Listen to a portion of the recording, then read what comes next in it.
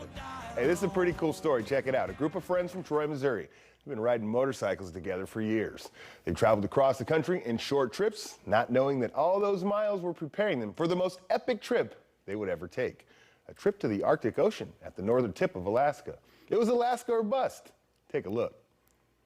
The trip of a lifetime. One that these four biker friends will never forget, and one that they'll never repeat. I sent my wife a postcard from Dead Horse, Alaska, told her, having a ball, epic trip, having a great time, don't ever let me do this again. Last month, Todd Tabrink, Michael Sutton, Russ Tharp, and Jeff Dove loaded up their motorcycles and hit the road for 17 days. Their destination, the Arctic Ocean. The four idiots. We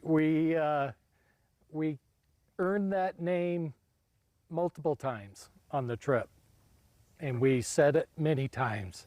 The bucket list idea was chat among friends for about 2 years, but this year that idea became serious plans. In January, the four started meeting every 2 weeks to map out their journey, mile by mile. So we planned every fuel stop, every motel, everything, what time kickstands would be up, what time we leave, get back. We had it all planned out in detail. On the first day, the team left Troy, Missouri and traveled nearly 800 miles to Fargo, North Dakota.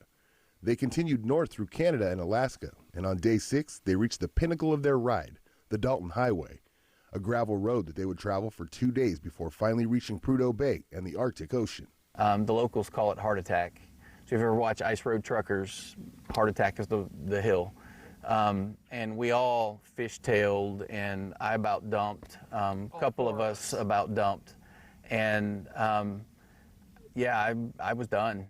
But giving up, not an option. So the whole time, Todd's like, we're doing this, we can do this, don't give up, you know. So between Todd and those guys are like, screw it, we're here, you know. It sucked to, you know, get this close and then not make it. So we got on the bikes and pushed on. The team didn't only have each other to motivate them, but also a growing group of online supporters. GPS trackers on their bikes, along with an online journal, allowed people to follow their journey. And those last days of treacherous travels paid off. Todd says as soon as they reached the water, he FaceTimed his wife and kids. It was very emotional for me. The Arctic Ocean, here it is. It still gets me. Just to have my wife and kids with me. Mike made a rock. There it is. Got all of our initials on it. Alaska or bust. St. Louis, Missouri. And put my toes in the water. I am not getting in the water. This is as close as I'm getting. Incredible experience. It was just, I didn't jump in like Jeff did. Jeff jumped in the Arctic Ocean, but just to have them with me. Then it was time to turn around and head home. Another 8 days of riding. The guys say planning for a trip like this is about much more than logistics. Well, for me, I was going to the gym 3 to 4 days a week. Get myself in shape, work on my core. It's very hard on the body and very hard on the back. We watched a lot of videos to prep, to get an idea what the Dalton Highway was what we were worried about.